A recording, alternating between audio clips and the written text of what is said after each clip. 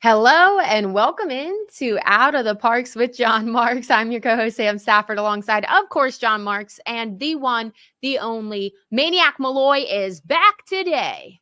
So we're expecting some. Sorry, missed that. I got to come back strong today with a big show. I really missed last week because I had this one bit I wanted to roll out.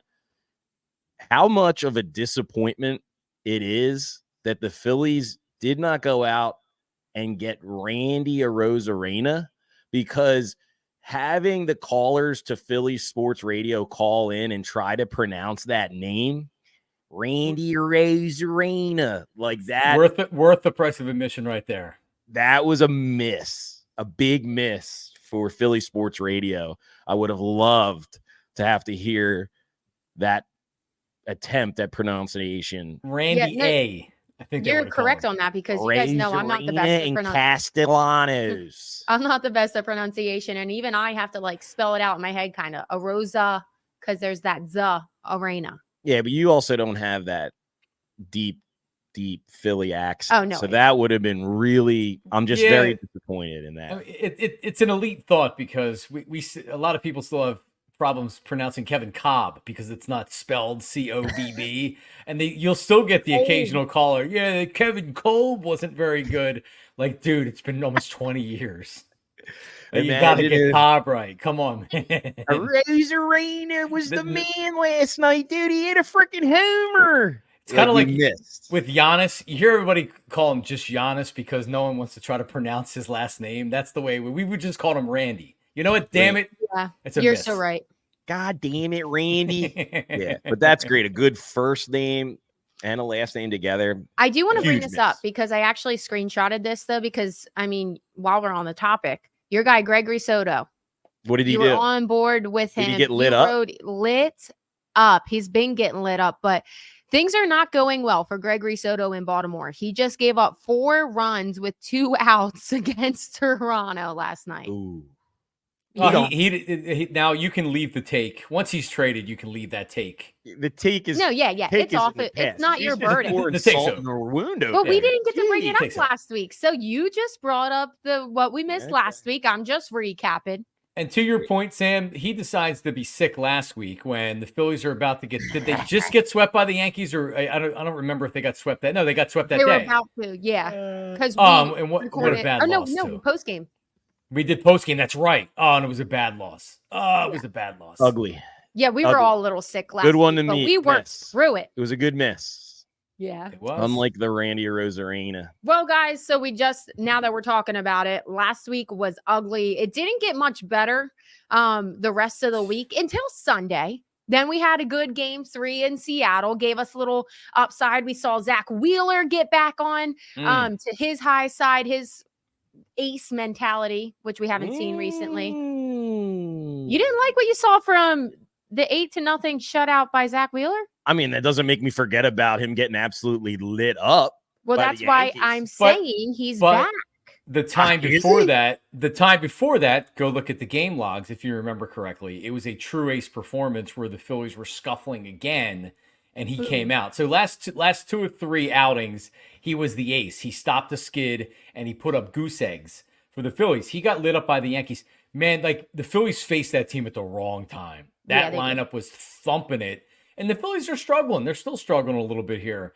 But it feels like, I mean, guys, have we gotten out of the bad stretch? That was a tough series against Seattle. Thank God they won the 3rd game on Sunday. But the bats at least woke up a little bit. Last night they were good again. Chris Sanchez was good again last night, which was a positive to see. I'm just trying to get home. I don't know about you guys. I'm just trying to get home without totally sticking your head in the toilet and just winning one game in Los Angeles. Sam, if you remember last week, I had said if you win 1 game from each series, then you're coming home 3-7. If you're able to get 2 in one of the series, you're coming home 4-6. And I would have been totally fine with 4-6. You have 2 wins. You have the Dodgers again tonight. I'm feeling okay right now. I'm not I was ready to throw up on that Sunday game against Seattle. I did not even want to tune in to the game. It felt so bad. So I'm feeling a little bit better today after last night's win. I just got to say, I know it's 1 game, but also he got lit up by the Orioles, if you don't remember from a few months ago. Well, yeah. Those are the two teams, like, if you make it to the World Series, like, the likelihood is you're probably going to face one of those two teams. But if you're playing a good team this time of year, he's been on a roll. We know that he was experiencing back tightness that they kind of hid from us, and then it came out of nowhere. So this is the time where you expect maybe even your ace to just have that downtime. Anybody on your team. That's why it's concerning, but it's also like, we're fine. It's August. So it's a little disheartening to see your ace get absolutely lit up by two of the potential World Series representatives. Yeah, but then he bounces right back against the Dodgers, who are the number one team in the NL, not record wise. The Mariners, you mean? The favorite. The Mariners on. Oh, no. Oh, yeah, you're Right. Sanchez was last night. Listen, Pat, you were virtually on the chat last week watching the show, and you were bringing that up. And I mean, there's something to be said for it. Earlier in the season, when the Phillies were beating up on tomato cans, a lot of people were saying, well, who are they really beating? What happens when you play the good teams? But then when you play the good teams and you beat them, then it makes you feel a little bit better about it, right? So, yeah, it'd be nice if Zach Wheeler mixed in one of these great ace performances against one of the elite teams in the league.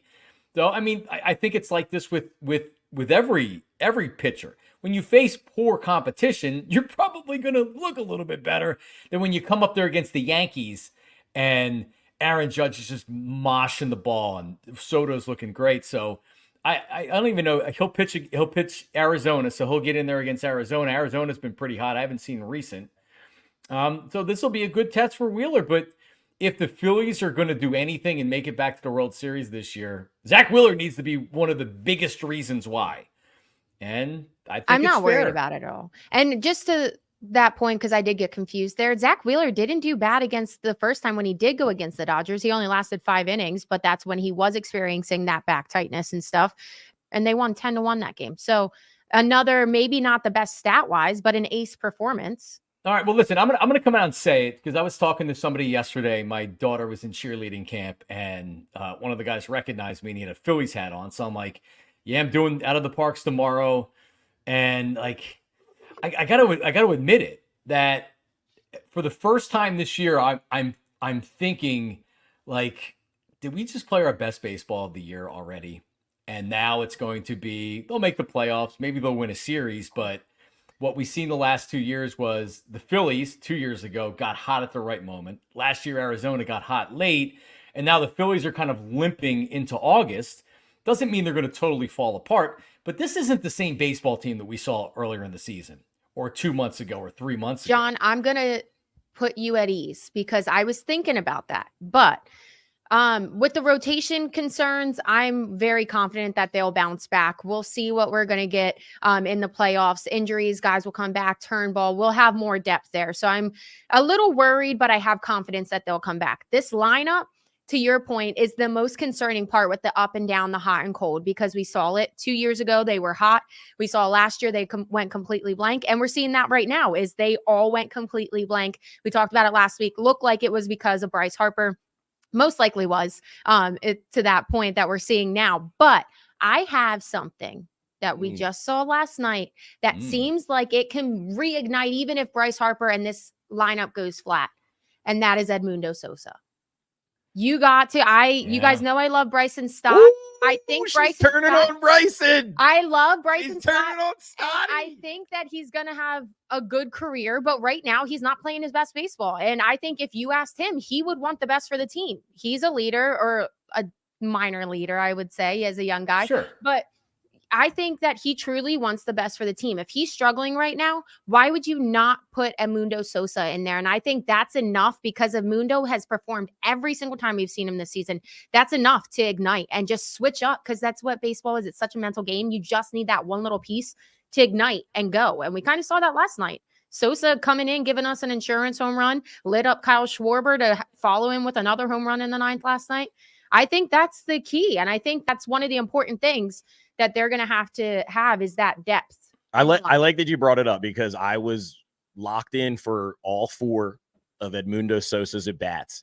And honestly, against Kershaw in those first 2, he looked horrible. And here's another thing. That game last night, you absolutely have to win that game against a Clayton Kershaw who is done. He's finished. So He is done. And how they didn't get to him earlier is a little bit concerning. Sosa getting in the game, it's great to see him. And I was very, very much locked in for all of his at-bats, like I said. Stott's hitting 241 on the year. He's actually started to come around in his last 7, hitting 269. But, like, he's a lifetime career hitter, 256. So, like, what you're going to get from Stott is only going to be marginally better than what he's already given you. The guy that's really not picking up the slack is Trey Turner. Trey Turner, he pisses me off. He's hitting 182 in his last 7 games, 203 in the last 15, and somehow, miraculously, he's hitting over 300 for the regular season. Talk about a streaky guy. He's probably the most streaky of all the hitters in that lineup. That's what I think. He's the one. If he can get going, things will be all right. Well, he really carried you offensively in July. Yeah. Especially with the long ball. But it's concerning that it can just so quickly evaporate. And he's just an automatic strikeout sometimes. Yeah.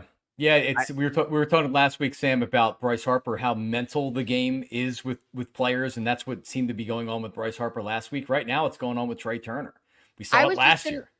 I was just going to say that too, because even when you watch his swing, he's still like he's got a pretty swing. He's just missing the ball and not hitting it. So to your point, John, it does look like it's a mental thing, which is concerning. But I also, like John said, we saw him lead it all of July. Like guys are going to go up and down. Yeah, we saw him last year too, fall off a cliff. Yeah, where he was and then carry him. But I guess to your point, we saw the whole team. We saw the whole team go dead in the NLCS. Like literally from historic, we were putting him in the Hall of Fame. Castellanos. I mean, it was pretty much up and down the lineup. And here's another thing that's concerning. And it's along these same lines that we're talking about. And I used to say this about the Phillies teams, the Ryan Howards, the Chase Utleys, that team. They lived and died with the long ball. And you can hit a lot of home runs when you're going up against poor competition or lesser pitching.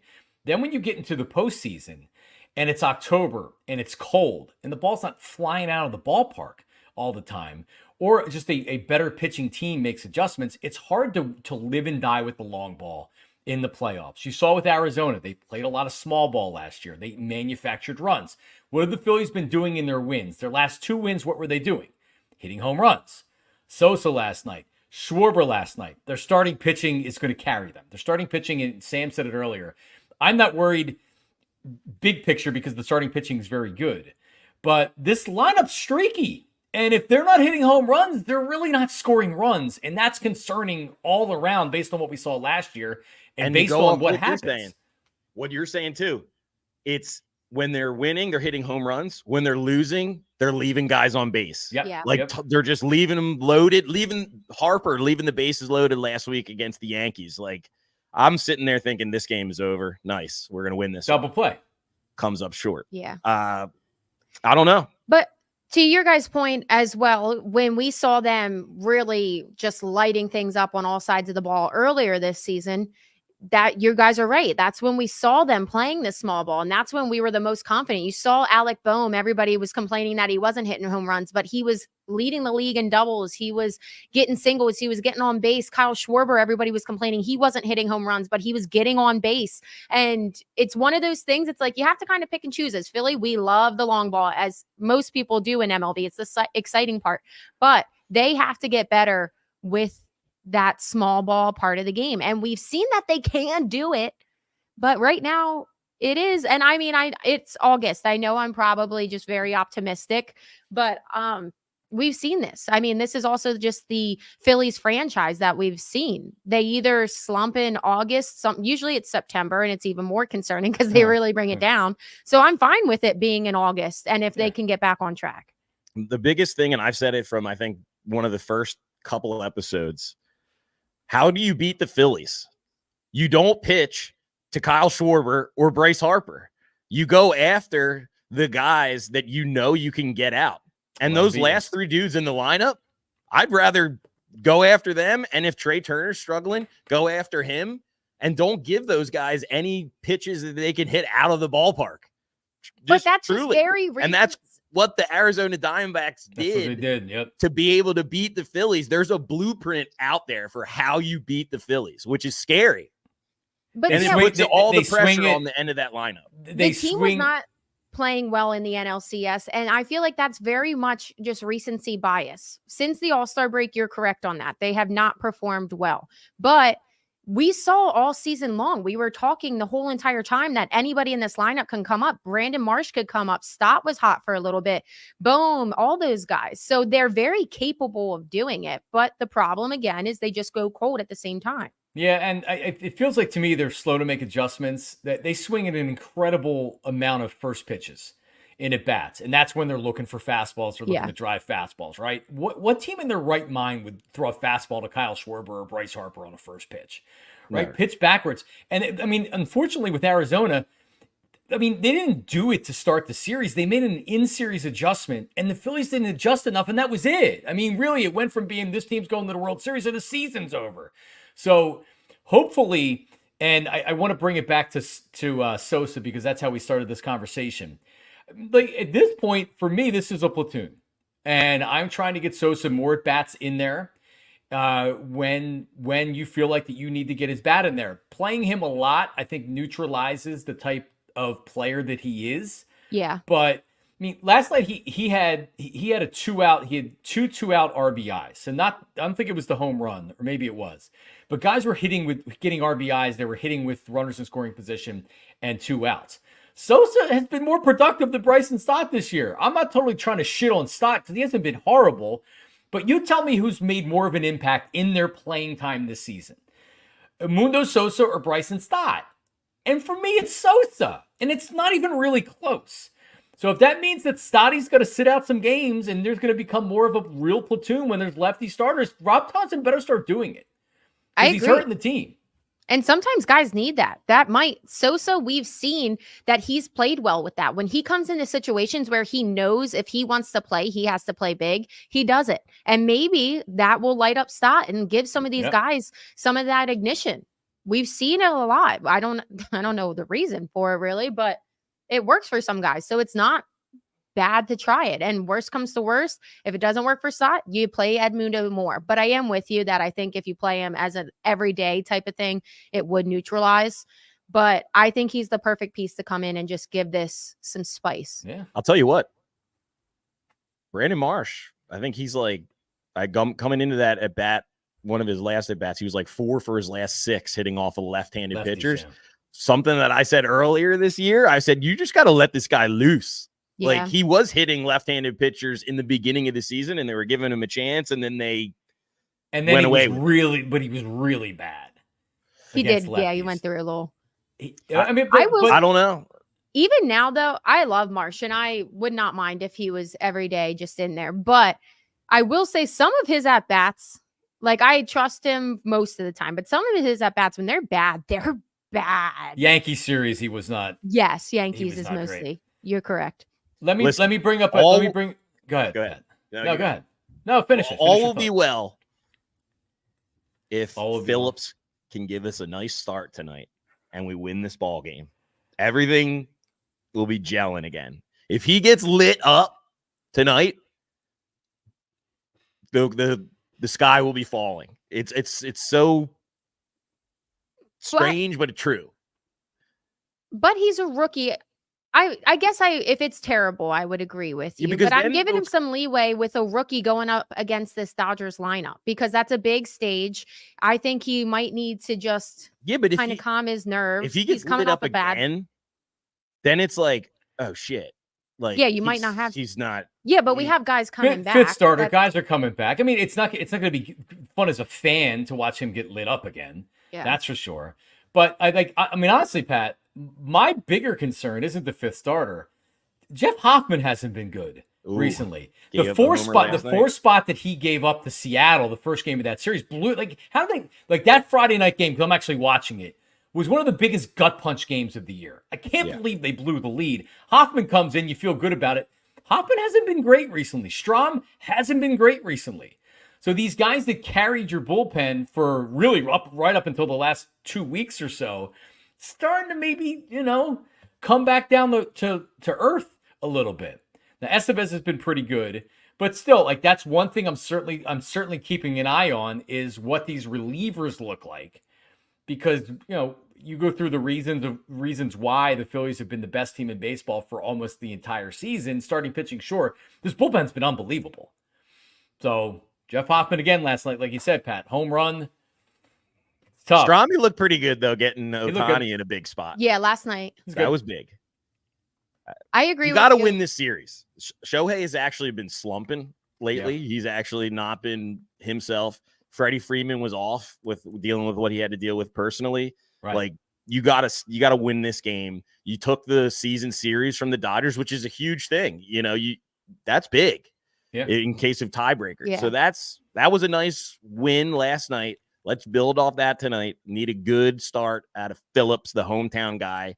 I want to ride this story for as long as possible, but I hope it's not fool's gold. And I don't think but if he gets lit up, look out. Maniacs go crazy. It will be, because then I'm just going to be thinking every time he goes out until they get reinforcements. And you guys are talking about these reinforcements coming back. Like, we're so excited to see Taijuan Walker take the hill again. Is Mercado available to come back up, Pat?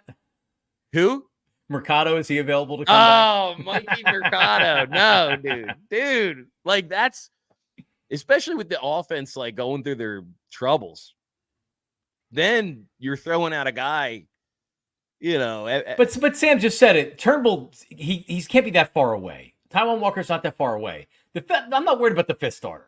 All right, I'm more worried about Aaron Nola giving up. I was just going to ask you guys that. Your confidence in Aaron Nola. Obviously, this is something we see year in and year out, is Aaron Nola coming up and down throughout the whole entire season. But it did look kind of concerning the other night when he let up 4 runs in just 1 inning. And that's all they needed to win, because the lineup, like, sometimes obviously the lineup, you have to score runs, but sometimes you do need your guys that are looked at as aces. And Aaron Nola's not the ace, but he is considered an ace. And you need guys like that to come up for you, especially when your lineup's struggling recently. And I thought that was very concerning. 4 runs in 1 inning, and that just killed him right there. Who pitched in that game for the Dodgers? I can't remember. Let me go back to it. The 5th it was, right? Glasnow. Yeah, Tyler Glasnow. And you got Glasnow's good, obviously. Yeah. But so, I mean, if you look at Aaron Nola, right? You look at what he's doing this year. I'm not concerned. This is just what he is. He's got a 3.5 ERA. He's 11-5. He's made every freaking start that you ask him to, just like he always does. He has 23 starts. He hasn't been injured. He keeps you in the games. He doesn't normally get lit up, but this is Aaron Nola. This is why I was negative on Nola to start the season. It's not that I thought he was a bum or anything like that, but you just gave a long-term contract to a guy that is like, this is kind of his MO. He's going to pitch in the 3s, which is fine. It's great. But if you have an expectation, like Sam, you just said he's an ace. Well, I mean, define ace. He's a good starting pitcher. He's a valuable starting pitcher.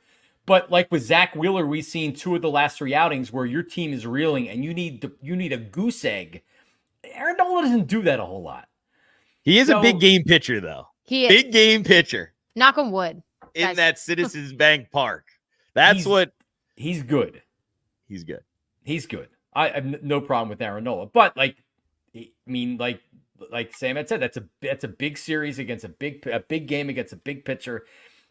Phillies are struggling, and he came out, and it actually seems like something that's been his MO the last couple of years is he has that 1 inning where it's like the 3rd time around the lineup, the guys get another look at him, and his stuff is flat. His velocity is not really high enough to where he's going to get a ton of swings and misses off of that. And he has the inning where he gives up a home run or he gives up 2 home runs, and that's what we saw in his last start. I will say, because I mentioned it a little earlier, normally we see this slump in September. And with what we're talking about Nola right now, it's true too. Normally we see Nola struggle in September, and it's always like, we're going into postseason. Like, what's he going to do? And he snaps right back. So maybe this team is, because they were so hot, maybe they are just slumping in late July, August instead of that September. They've lost his last 4 starts. Now, one of them was Nice. that extra inning game against the Yankees, and they're not all his fault. The bullpen have blown some of the games, but 6 innings, 4 runs, 5 innings, 4 runs, 5 2/3, 2 runs, and then 6 innings and 1 run. That was against the Twins. That had been great this last month. Do you remember his ERA was in the 2s, I believe, after he beat the Dodgers? Yeah, after he beat the Dodgers the last time out, which was I believe right before the All-Star. Yeah, it was right before the All-Star break. So not a great run here for Aaron Nola. So you hope that he's able to kind of rebound and be more of the Nola we saw in June and before that. Before we look at the Cy Young watch that we always do and wrap this up, I just want to know. So, like, I'm very optimistic. I still have a lot of faith that this team's going to snap out of it. I think it's just that middle of the year slump that we're seeing right now. And I have confidence guys going to come back. Guys are going to heat up, blah, blah, blah. How do you guys feel? So what's your overall feel? Are you guys actually in panic mode yet? Well, Maniac Malloy, I'm not panicking. You'd never like to see your team play this kind of baseball over the course of almost since the All-Star break now. So we're going on. It has been ugly to watch. Yeah, it hasn't been fun, but I was prepared to put on my seatbelt and to ride this road trip out, knowing most likely you're going to lose more games that you're going to win. I wasn't everybody was saying, well, they're going to go on the West Coast and they're going to get their mojo back or whatever. I'm just trying to stay above water and stop the bleeding and get home and then try to regroup. But I'd said this to you earlier. Now it is starting to seep in my mind that maybe the Phillies have played their best baseball of the season. And we're going to see them not limp into the playoffs, but they're going to make the playoffs. They're going to win regular season games. Now it's going to be about matchups. So the confidence that this is a World Series team has been zapped from me, for sure. Zapped. Unfortunate. I'm not in panic mode. I am very leery. And like I said, there is a blueprint for how you beat the Philadelphia Phillies. You get by the first 3 guys in their lineup and you make the rest of the team beat you.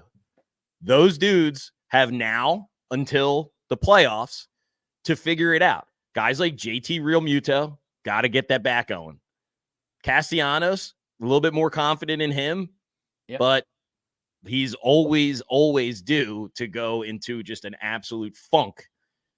Guys at the end of the lineup, Marsh, Stott, they got to step up because the pressure will be on come playoff time. And I'm looking at both of these lineups, the Dodgers and the Phillies. And you know that all roads go to a series versus the Dodgers. This lineup that the Dodgers have, they have a monster. Yeah. It's a monster. Yep. Yeah. We knew that. And they don't necessarily rely only on the home run, like you said earlier, John. That's going to be the difference. It's like if they can get hot and stay hot, and that's scary because that's like not possible in baseball for you to just expect it, right? Yeah, and you can't just turn it on magically. And I think the question should be asked and can be asked: how much confidence do you have in the manager pushing the right buttons with the lineup? I'm good with his bullpen decisions for the most part. I think he manages the staff well. But when guys are cold or guys need something, it just seems like that Topper doesn't have all the answers. And like Stubbs batting, what game was it where Stubbs was batting again in the 9th inning? And it's like, what are you doing? Monday. It was Monday. Yeah, it was Monday. It's like, what are you doing? Get him out of there. I'm tired of seeing Stubbs. I know he has to play. I know JT's coming off an injury or whatever, but like come on, man. Like, you gotta like I watched the games too much and I think, what is he doing? Like you gotta do something. You're just sitting there. You're not doing anything. To your point also, I mean, even with Stott, he's finally starting to get out of that funk, like we said. And now is when we're seeing the possibility of Edmundo Sosa coming in, really. So you're right on that. Maybe he's giving him too much of a leadway. And we've had this conversation before. I do want to hit on, because you had a good point there. JT has not been the JT that we normally see at the plate. Are you guys concerned about that? Or are you just big time coming back? Big time, because we've also seen him. He's been a big really piece. Been bad. We've seen him been clutch. We've seen him. In the past 3 seasons, he's expected to perform at the plate. He's an all-star catcher that makes a lot of money. You need more from him. He's an offense. And you just like last night I'm watching the game and I noticed that they must have just got, when did they get Kiermaier? They got Kiermaier trade deadline. at the trade deadline. They got Kevin Biggio at the they got trade Flaherty, deadline. the now starting pitcher. They even have Jason Hayward off their bench, like, which is weird. The Dodgers are far, far, far deeper than the Phillies. So talk about pushing buttons and options and stuff. The Phillies don't really have that luxury of just like a bunch of different dudes you can throw in and plug in and play. You kind of know what the lineup's going to be. Their stars need to produce. The Philly stars need to produce, period. To be fair to that point, you're very valid because, the Dodgers are always that blockbuster lineup and roster and stuff. But the Phillies, I feel like that doesn't really scare me because we knew that even coming into this season is that the Phillies would have to perform. They're more of that vibes focus that everybody talks about. They're more of that strategy kind of baseball that we've seen. And the Dodgers, that's why a lot of people hate them. They're just that blockbuster. They go out and get the biggest names to have the best team. But they're beatable, hopefully. Oh, well, we beat the snot out of them the last, we got to win the series. Got to win the series. Yeah. Tonight. Yeah. I got a little panicky because it is regular season. So we do need to win the series, but we didn't talk about this guy, Austin Hayes. What are we thinking of him? He's been good. I like him. I like him. I mean, he's been good. He had a double last night. I think it was an RBI double last night, or I know he scored a run. He's been good. It's been great. He's been good. I like seeing Castellanos and him back to back. Yeah. Against a lefty. That's I like that. Need to make him pay. You need those right-handed bats to count. And Sosa did last night. Yep. Okay, guys. Wrapping this up, Cy Young watch that we always look at. It had gotten a little closer. It's still the same guys that we've seen. Chris Sale now is plus 105. Then Zach Wheeler at plus 150. So he dropped a little bit after that good performance. And then Paul Skeens at plus 250. Did I say that right? Zach Wheeler at plus 150. This could be where the Cy Young this week, right now, is where it could be wrapped up. I'm serious right now. After you see Wheeler get shelled by the Yankees at home, and then now tonight, Sale goes for the Braves against the Milwaukee Brewers, who are a contender, and they got their ace on the hill tonight. Sale comes out, throws a gem tonight.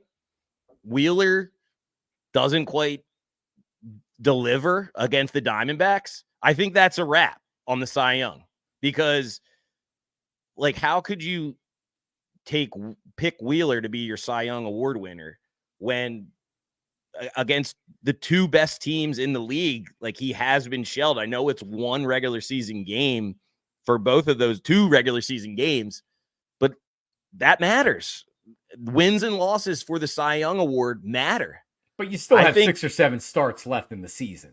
And to your point, Pat, I do understand what you're saying, but because of this Philly schedule, they have a lot of hard teams still to play. So even if that does happen, I think there's a lot of time for redemption because of the magnitude of the teams they have coming up still. The lead that Sale has in this will be very hard for him to cough up. He will need to throw some real thinker performances out there. He's got to throw out some really bad pitching performances, and then maybe Wheeler can nip him at the end if he finishes out the season strong. How many? But like I said, this comes down. It could come down to this week. Well, we still have a series or two against the Braves too that we could see him, right? We have 2 series left. So that's going to be probably where it's decided if these guys still hang at the top there. They go head to head. Yeah, some head-to-head games would be good. Or at least the series. As long as Sale doesn't get lit up, which he probably will not, a lefty going up against our lineup, he could pitch decently and walk to the Cy Young Award. So Pat's I think you have a lot of faith in Sale. Just because, you see everybody go through slumps. It's not like he's going to be magnificent. Like, what are the odds that he's magnificent for the rest of the year? Well, if he is, compared he's going to Zach Wheeler, who's been the favorite or one of the favorites the entire year. Well, Sale's had a commanding lead on this from the odds for what? Last couple weeks. How many weeks? Month. Yeah, so that's what I'm saying. Like, he has a lead. It's his to lose. Barely. When you look back, when Wheeler's faced the best competition in the major leagues, it's not like he gave him a chance to win. He gave him no chance to win. The ball's flying out of the ballpark. How can he win the Cy Young? He can't. I'm far from you on this conversation. I think I understand the magnitude of the teams. I'm down for it. We know his vote. We know who Pat's voting for in the Cy Young. And I'm going Wheeler 100%. All right. Chris Sale is known to get injured all the time, and he still has 2 months left of the regular season that you expect him to just make every start and perform in every start. I don't know the Braves schedule, but I don't see the reasoning in having more faith in him over Zach Wheeler. Zach Wheeler, what's the farthest? I told you I have more faith in him because Wheeler faces a good team. He's been lit up like a Christmas tree in the last 3 to 4 weeks max, where we've known that he's had back tightness and he's performed all year long, and you know that he's going to get tired and hit a slump. It's not a secret that he's going to have some kind of dip. He couldn't be the absolute favorite outright from the very beginning of the year. What's the farthest we saw him drop? Like plus 350 maybe in the beginning of the year. Sale's plus 105 on the Parx app, and Wheeler is plus 150. Close. It's not far. It's very close. Sale, when you look through his game logs, he's really, in 5 starts in July, he's went 5 1/3, 5 2/3, 5 innings, 7 1/3, and 6. And he's been good, but he beat the Brewers, beat the Mets, beat the Padres, Arizona, Giants. So it's not. Let's see what he looks like against the Yankees. They were at the Yankees. He went 6 innings and gave up 1 run. So, like Sale right now, Sale's in the driver's seat, but it's not by that much. And I don't know how this is, Sam. To your point, I would look at both pitchers, including Skeens. And I'd say all 3 of them, I would say I would give them an equal chance to win. It's going to depend on how they pitch the way out. Chris Sale just can't pitch be a B-level pitcher and win the Cy Young. I'm not arguing that he might have the slight lead right now. Even the odds say that. So he obviously does. There's a lot of people specifically looking into that, but it's just who I have confidence in that's going to finish out strong. And that's definitely 100% Zach Wheeler. I have more confidence in. I disagree because I had confidence, got really excited for all these games where he's pitched against the Orioles. I'm like, man, this is going to be a great game. Can't wait to see him against the Yankees, and was just totally like befuddled because this is like our superhero guy. In July, after an outstanding first half. These games count towards the Cy Young. We're talking about the Cy Young. All right, let's give you Wheeler's game since Maniac Malloy's he's very upset that Wheeler has not done well against a good team. So home against Milwaukee, this is Zach Wheeler. Home against Milwaukee, 1 earned run over 7 innings. At Boston, 1 earned run over 7 innings. Boston is right there as a wild card team. Then he had the outing in Baltimore. 8 earned runs, gave up 4 home runs. That was an ugly one. Arizona, 7 innings, 2 hits, 1 run. Cubs, 2 earned runs. Dodgers, 1 earned run. Minnesota, goose egg. And Minnesota's a good team, right? Didn't they get the loss there? No, they won 3-0. They won the game? They won 3-0. So, and then you have the Yankees and the Orioles. Outside of that, he's pitched very well, and they're not all tomato cans that they're beating up on here. I'm not saying that he's not pitching well. I'm saying that Chris Sale is pitching better to this point. But do I have confidence that Chris Sale, who's been injured, but you're like banking on an injury. No, that's what you're saying. Yeah, because he's not sustainable. That's a thing. He's looking pretty damn sustainable right now. Yeah, halfway through the year. 13. Yeah, I think there should be a bet. You should have to. You should 100%. Get a Chris Sale tattoo on your back, like I've Nick Foles. Well, Chris Sale tattoo. Sam's got to get a Chris Sale tattoo. When he wins the Cy Young. Shoulder blade to shoulder blade. Maybe we'll think on it, and next week we'll have what we're going. Well, actually, is that too long? Because what if like I said, it could be wrapped up this week. I don't think so. Not with the teams that the Phillies still have left. That would make no sense. If the Phillies went head to head against the Braves and Chris Sale and Zach Wheeler wins that, no, it's not decided. When do they play the Braves again? September, possibly? Like I hope it doesn't get buried, because once the Eagle season starts, some of these series can get buried. Yeah. August 21st, 22nd. Oh, wait. So 20th to the 22nd. So the end of August. And that's at Atlanta. And and then they come here at like just a couple weeks later, the 29th, 30th, 31st. Labor Day weekend. So Tuesday, Wednesday, Thursday. So I mean, the best lead case, into one of the games. If it does come down to that, which could be, but like I said, Sale would have to pitch very bad in those games versus like to give up the lead. Like if he pitches well and the Phillies win a 2-0 game in the end of the game, I don't think it's going to really affect the Cy Young. My buddy is the Braves radio reporter down there, Kevin McAlpin. I'll see if we can't get you a baseball card and an autograph for you, Chris Sale. Yeah, let me get one. Autograph baseball card. Maniac. I know you like baseball cards. And I do. Chris Sale's I do. I just bought a Jalen Hurts rookie card. Gonna hold on to that one. Big year coming up.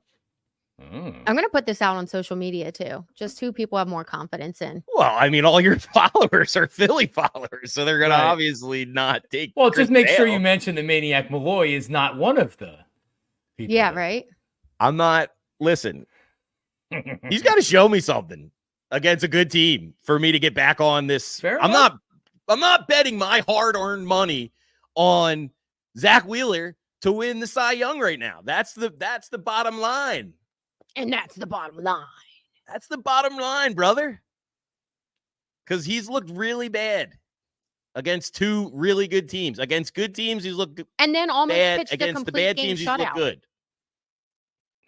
I love the Eagles mentality that we have right now towards the Phillies. Yeah, I'm like, I feel my heart pump a little bit. I'm getting a little heated here. It's training camp, baby. We're 40 minutes out and everything. We're 40 minutes in. We haven't talked about anything else, and this has been a good conversation. I know. It is actually really fun, but we do need to wrap up the baseball. We're going to cleanse the palate for a second. We do have Olympics. Before we get to the Eagles, I just want to ask this fun question because I saw it going around on social media to you guys. So if you could quit your jobs right now, even though you love it so much and we have a fantastic time and we have so much fun, if you could quit right now and train religiously for the next 4 years, what sport would you be going to the Olympics for? I'll go first. Thought about this. Thought about it. Handball. Handball would be my sport. It's one of the 5 Summer Olympic Games that the United States has never medaled in. Handball, first, Jackie. Handball. Interesting. And then I would get the bronze medal and celebrate like I just won the goddamn Super Bowl, like all these Olympians are doing over there in Paris when they get bronze. So they should, Mark said. I will say that I saw handball on the other day for the first time, and I was like, what in the heck is this? Because it's just so foreign to us. But knowing you and seeing you as an athlete, I feel like you would be very good at handball. I think I would be horrible because I'm only like 5'9". Oh, are they some tall? of these guys they're huge because if you notice the way they play the game, they have to like jump from that 3-point line and throw it. Now I have a cannon, leverage. So and that might be good. Oh, I'm shifty. But I love how they like foul each. I don't really quite understand the rules, so I would have to first 4 years back. Go through that. Yeah, 4 years. I'm sure I could get it down. But also, I'm a good recruiter. In a past life, I was a recruiter. So I think I could recruit some of the best athletes to really represent the United States and get this one down to 4 games that we've never medaled in. Give me 4 years, handball. I will bring back a medal. Done. I like it. Good answer. What about you, John? Mark's equestrian? See, I'd have to say no. I don't really like horses being on top of horses. I know we're at Parx Racing and it's fantastic, but I don't need to be on a horse. But I will say this, you probably both don't know this. I was involved at one time in the table tennis Olympic trials. No way. This was it would have been like 2006. Now, when I say I was involved in it, I was like the MC of the event. But, and it was in Philly. It was at Drexel. Anybody, all of us could have just come off the street and signed up and competed that day to make the Olympics in table tennis. Honest to God, it's like you would think that you would need to be like, think about it. If you're a gymnast or a swimmer, I literally could have rolled out of bed and signed up and tried to make the Olympic team as a table tennis player. So being that athletically, I would never make the Olympics in anything other than maybe something like this. You wouldn't have to really train all that hard except for playing table tennis a lot. So I'm going to say table tennis, and I wouldn't win.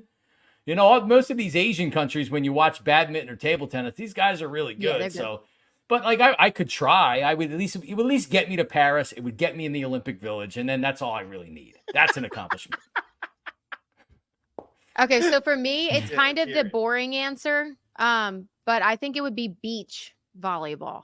I was a volleyball player, and I wasn't the best, but I didn't start until my 11th grade of high school. And indoor volleyball, I wouldn't, because you're going against people that are like 6'6". But beach volleyball, it's probably around 6 foot. Carrie Walsh was like 6'3". So like you still get tall people, but it's not more about being like tall and stuff. It's more about just being athletic, being able to get the ball, dig the ball. So if I had 4 years to get into that type of shape, which I would, I think I would be really good at it. Oh yeah. I was taking you for more of a high jumper.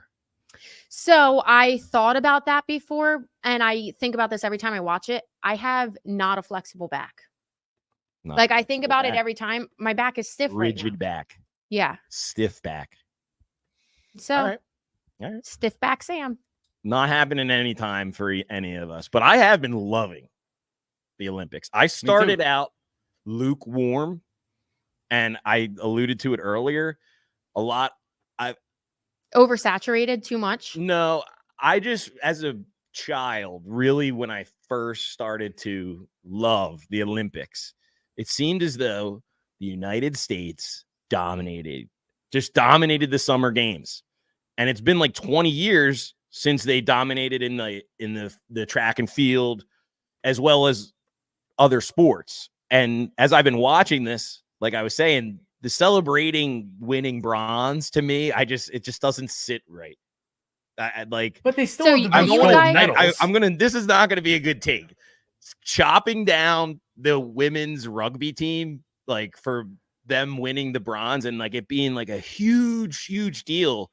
I know that's not gonna go over that good, but for me, it's like, damn, we used to win gold all the time. And then now, after these last 2-3 days, we have the lead in gold medals as well as the most medals, which is nice. But most the gold medals in every count. Yeah, but they have the most.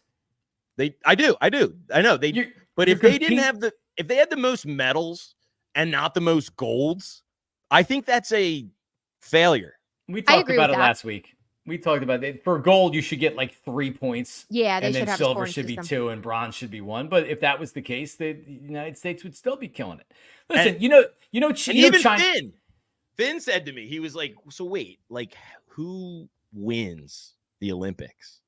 And I was like, "Well, it's like not really like that, but yeah, I'm with in that." Your house, it is, huh? In our house, gold is Somebody's the winning. only medal that matters. Gold, baby. So if Finn came home with a bronze medal, you'd be like, eh. I'd be like, get Put back it in out the in the entryway backyard. You have disappointed me your entire life. Keep practicing, kid. Hell yeah, I would. Mm-mm. He's going to do track, though. I agree with you if it's in our major sports. Like women's soccer, I want them to win gold in this upcoming match. Like they need to win. And like, so the big ones, the swimming, Katie Ledecky, she needs to win gold. And those ones where we expect it. But like men's gymnastics, who we don't focus on that as a country really, or at least I'm not educated in it. And they all of a sudden win bronze for the first time in 16 years. Yeah, that's cool. They deserve to be celebrated. Women's rugby, which is very rare around here, because even if you see a school with that program, half of that team is from overseas. So just situations like that, yeah, they should be celebrated. But in our big dominant sports, yeah, like you should win gold. Noah Lyles, he's the star. That's my guy. Simone Biles, she's a star. Yeah, maybe the most accomplished, or now people are saying the most accomplished Olympic athlete ever, even though she had do you see that her wearing the goat chain around? Yeah. She got bronze in the, what was it? Yeah, but she's also like 27. Yeah, that's really unheard of. Yeah, it's unheard of for a gymnast to be doing it that long. But Well, I mean, Okay, listen, and then we're talking about it because we've all been watching it. I think it's been great. Yeah, and I didn't watch it at all. The last two, I think. I will say one thing. I think I mentioned this last week is how I kind of was like not liking the fact that I was just like looking everywhere and I couldn't really focus on one thing. Game changer has been watching Gold Zone.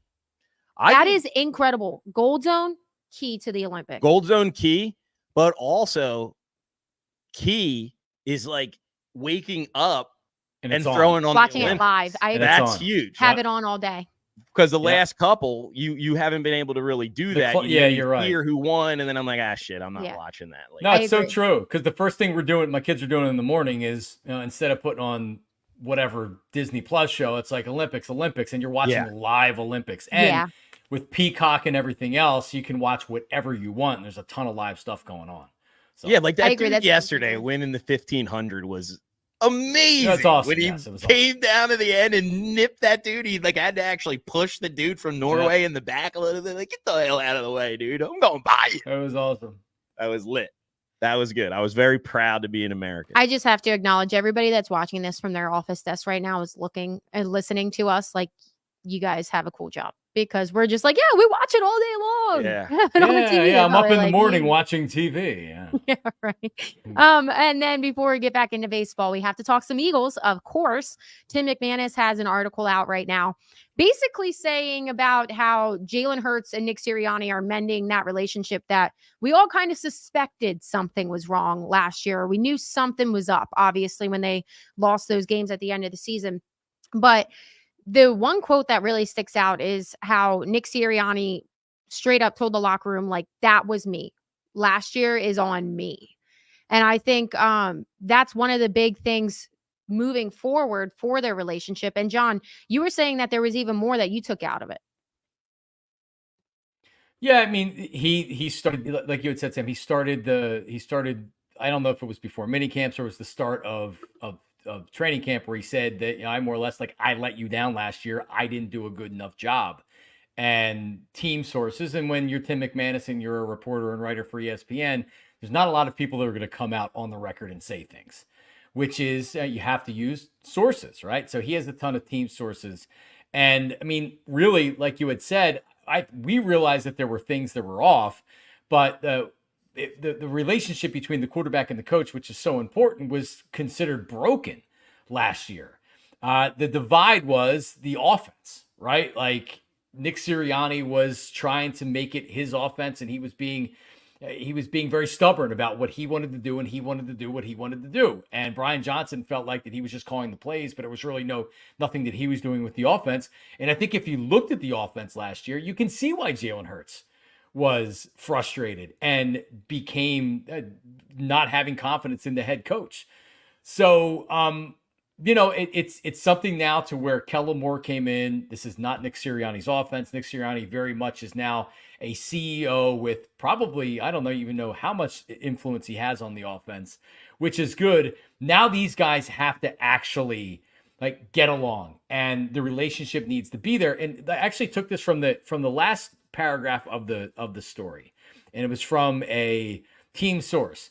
Do I think they will go to dinner together? Hell no. But it can be a good working professional relationship, and I don't think it's hatred.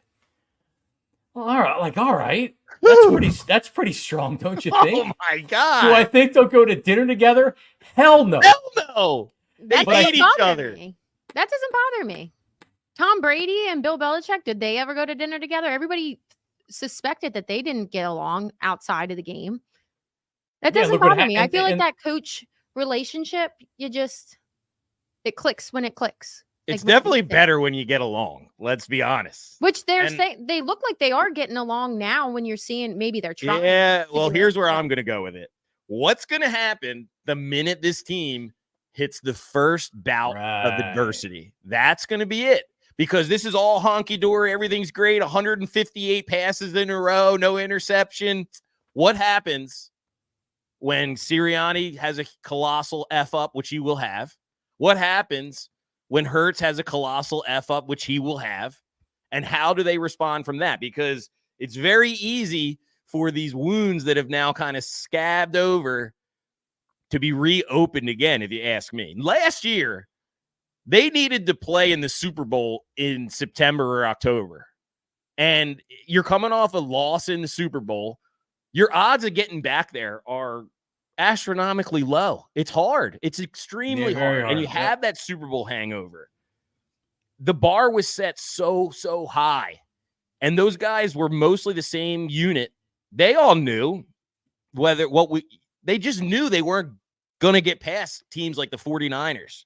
They were going to struggle even possibly with the Cowboys. At 10-1, they were miserable.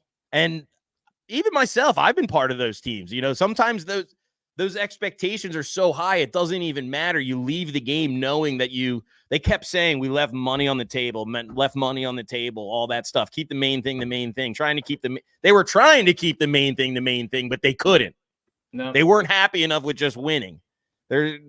Something's going on there, and that's going to be what it comes down to, is how now will they respond to the adversity when they face it. And in the NFL, you will face it.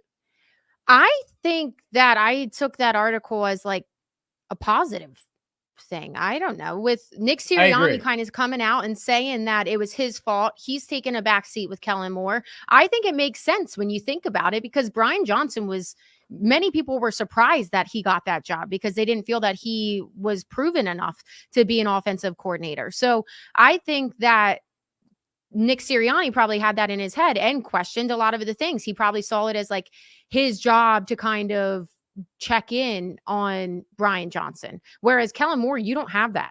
I think he's going to have a lot more confidence in Kellen Moore to do his thing and run his offense. And he's making it clear that it's Kellen Moore's offense. And I think with Nick Sirianni and Jalen mending what they need to mend, I think that'll be good. And if anything, they just have more stuff in the room to kind of solve the problems. I don't think they're going to be clashing heads. Whereas last year, if Nick Sirianni was kind of micromanaging Brian Johnson, that would piss off Jalen Hurts because he had that close relationship with him and he would feel that he wasn't getting a fair chance. And it was all different aspects of that. But bottom line is the offense sucked after when they were 10. So he should have been checking in on them. The offense sucked, and it felt like that once they were struggling, Sirianni was becoming even more like increasingly really being very hands-on with it. Like just reading from the article here, it said last year it was Nick was going to do what Nick was going to do, said a team source about the Eagles offense. It looks like he's trying to change that. Multiple sources believe Hurts absolutely tuned out Sirianni at points last season, and that Hurts as a leader will need to improve on a habit of shutting people out when frustrated. So to your point, Sam, I didn't read this article and be like, oh, wow, shit's toxic down there and they're screwed. It seems like that after self-reflection and reflecting on what happened last year, people are saying like, hey, here's how we can change things. Nick Sirianni's like, well, obviously that didn't work last year. So how can I change things and become a better coach? And same thing with Jalen. So I mean, I don't know if I read this and say, oh, well, this is a positive. It's not a negative. Like what happened last year, we kind of knew that there was stuff going on, but like, I don't look at this and say, oh, the Eagles are F this year. No, I look at this and say, you know what? They could be primed for a pretty big year. And I believe they are. I believe they are going to have a big year. I'm bullish on the Eagles, as always, which shouldn't be a surprise. I'm bullish on Jalen Hurts. Told you earlier, got the rookie card. You know, I think he's going to have a nice year. But I do take this as a negative because it confirms everything that we were speculating. And like I said just a little bit ago, these wounds can be ripped open immediately. If you don't like somebody and you really clash, and it sounds like that's what's going on, you were tuning him out, you were shunning him out, you weren't listening to him, you were walking, like, I just don't see how that's a good thing to hear. And now, like, what is it going to take for that to not happen again if you hit that adversity, those bumps in the roads? I get, they got to be bigger people. They got to put their differences aside, and you got to hope that they do. People don't always do that, but they got to do it. Yeah. Life, they don't always do that. Wait, so I want to know though, are you more worried about Jalen Hurts or Nick Sirianni in this upcoming season with how you're concerned about it? Because that changes my answer to you in a little bit. I would think that you're worried about Sirianni trying to make the adjustments or whatever, and Hurts and maybe some other players still eye rolling and being like, what is this guy talking about? But that's Right. where I feel like this is kind of solved, because I feel like they're making it clear, like Nick Sirianni this is not your offense. This is Kellen Moore's, because they have so much confidence in it. So I feel in like the X's and O's, yes. Yeah. So I think that kind of is solved in that part where, like, yeah, they'll talk about it. And if they agree, like Kellen Moore and Jalen Hurts agree that they need help, then they'll like bring in Nick Sirianni in that aspect. But I feel like last year it makes sense. Like Jalen Hurts was very close from a young age with Brian Johnson. He wanted him to succeed. If Nick Sirianni was overstepping his bounds and getting between that relationship and it was confusing and everything, not saying it's right because Jalen did not handle it right, but I think that makes sense where he would get some animosity against Nick Sirianni and be like, dude, let me do my thing. Let this guy get his chance, blah, blah, blah. I think it was just messy, and I think it's cleared up. What do they say? You never mix like family with business, and Yeah. Brian Johnson was like basically a family member. Basically. Maybe that's it. Hopefully that is all that it is. And I know, and Elliot, our boy's been talking about it. Nick, what he's going to be doing as the CEO of this coach, and they were working on it yesterday, situational football, decisions in the game, managing the game. What is going to happen when he blows a timeout or something, or he's bad substitution? Like, he's been good with that, though. He is good with that. He's been good with that. And maybe you were right, Sam. Maybe that they have fixed it now, and the key element of that is Kellen Moore. And maybe we're good now. But it's definitely concerning to know for sure now that the coach and the quarterback are button heads and definitely went through it big time last year. And you don't forget about stuff. You don't forget about that stuff. Who knows what they were saying back and forth to one another, too. But now they're coming out and they're showing you that they're improving it. Like, you don't, that's one thing is like, you don't just like cast somebody out. They're saying that they're trying. Like trying. I said, you're not going to really know until you face that adversity. Which is fair. Yeah, you're right. Like, so it's a concern. Do I think they will go to dinner together? Hell no. Yeah. That doesn't surprise me, though. I don't know. No, but even to say it and term it like that, like, so obviously they asked, like, well, okay, do you think their relationship is okay? Like, well, do I think they'll go to dinner together? Hell no. All right, so they're tolerating each other, is what it feels like they're doing, right? But it could also by be the way, like, do you think your quarterback's going to go to dinner with any head coach? And I feel like that's like a hell no. Who goes to dinner with their head coach? Justin Herbert and Harbaugh, they're going out. They're having crab legs. But it's I mean, it's a metaphor. It's not that they're actually going to dinner. It's just that, like, do I think they're going to dinner together? Absolutely, hell no. Yeah, so they're not friendly. Andy Reid and Pat Mahomes are going to dinner together. Right. You know, like, but like that's a different situation. Yeah. And one other thing, and Mark Feldman had brought this to our attention because Jalen Hurts is being asked about this at training camp today. There was another part of this article that talked about how Jalen Hurts, remember, towards the end of the season, they just started blitzing Jalen Hurts and blitzing Jalen Hurts and blitzing Jalen Hurts. In particular, Wink Martindale, then the defensive coordinator of the Giants, they blitzed him like 68% of the snaps or something. And the Eagles couldn't adjust to it.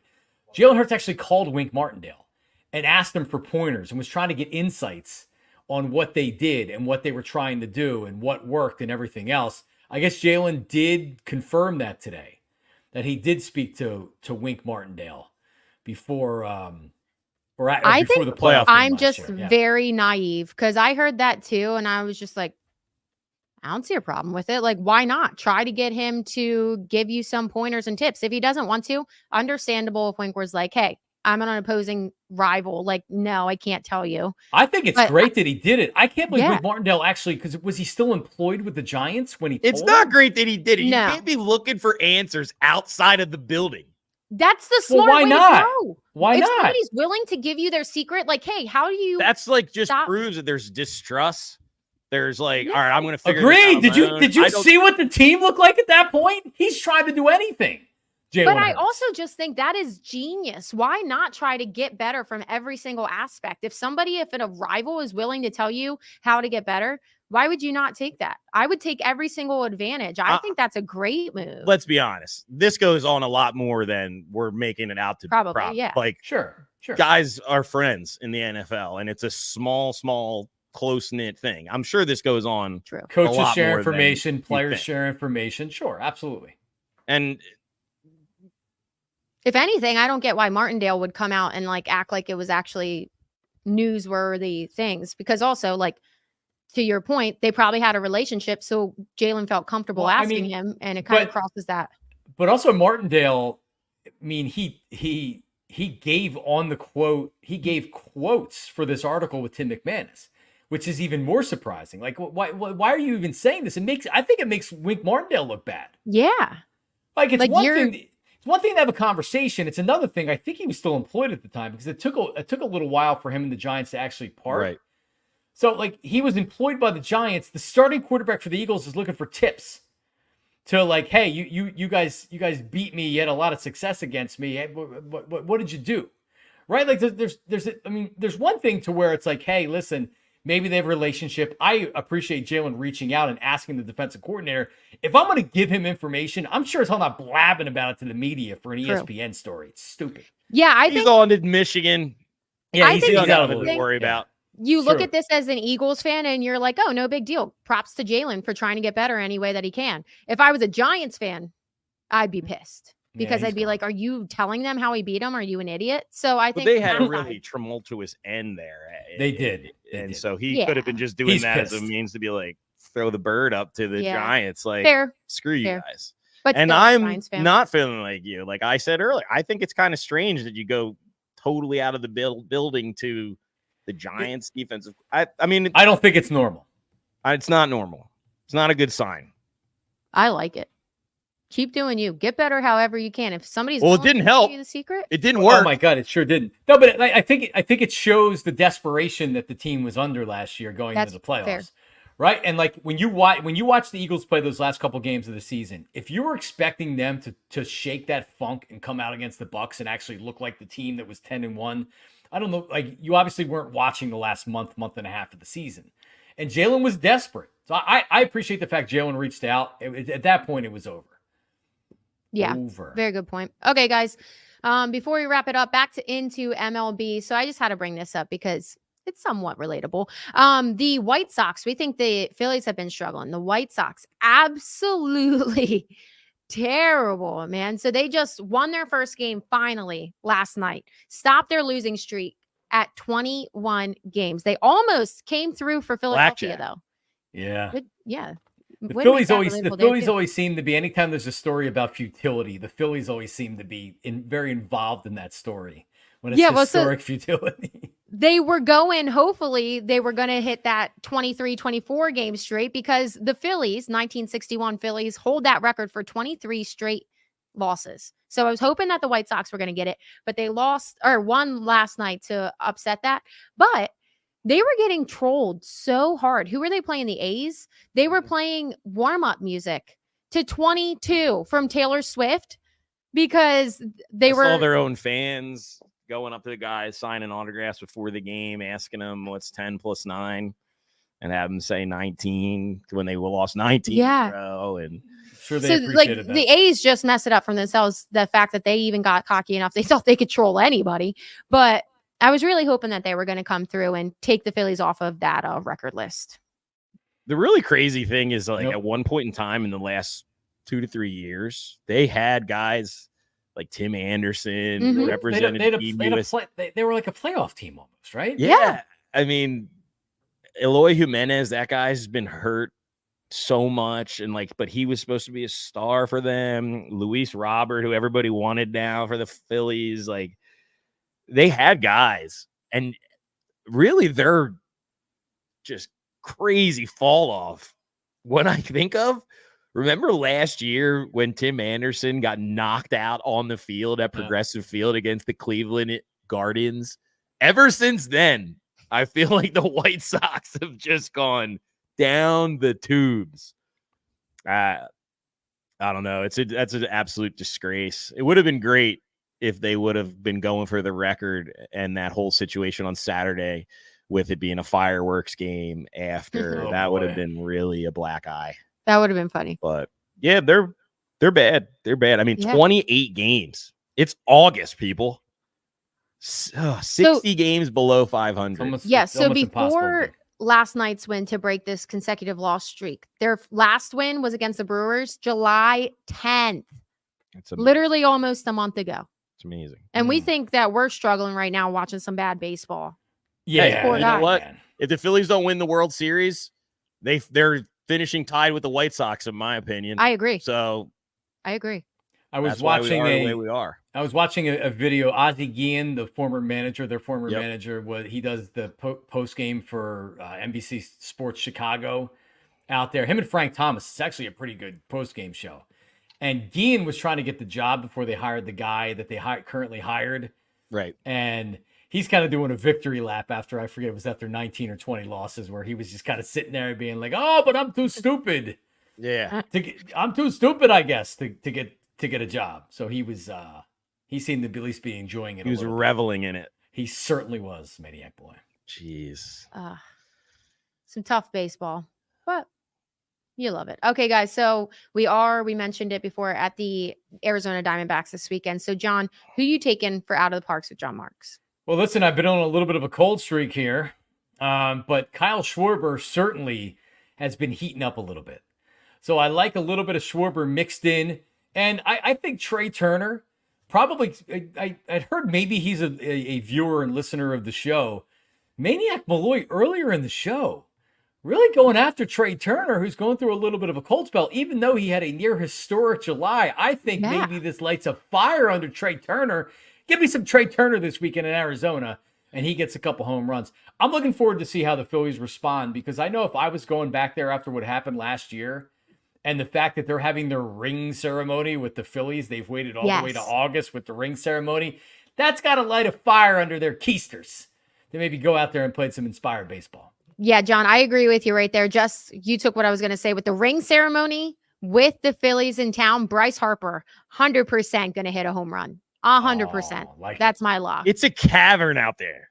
It's a cavernous place. It's a terrible The ball ballpark. does not fly. But you know who's going to let one fly? A Diamondback. I'm going to do it. I'm going to do it. Goes. Jock Peterson is going deep. And you know who's going off?